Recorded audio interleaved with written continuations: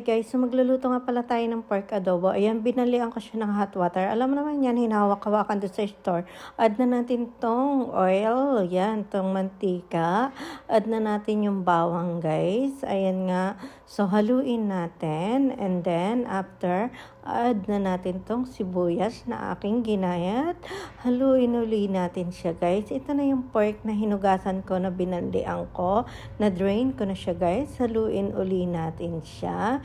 And then, after natin siyang mahalo, lagyan na natin ng black pepper. And then, haluin uli natin, guys. So, ito nga pala yung aking ilalahok na kalamansi. Ayan. Inano ko na siya, ginayat ko na siya. Tapos, lagyan natin ng soy sauce. Ito na yung kalamansi kong piniga. So, ayan nga nilalagay ko.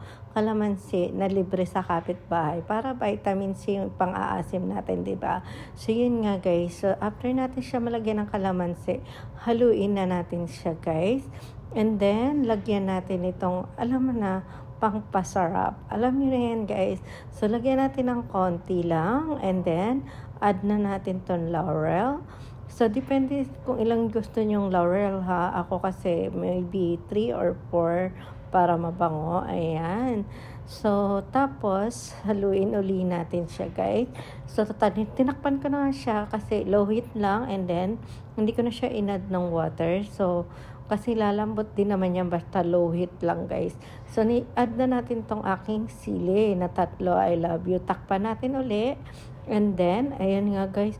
So, luto na guys. Grabe. Wala na siyang sabaw. Medyo iga na siya. Sobrang sarap niya guys. Kanin na lang yung kulang. Okay guys. Thank you for watching. Bye!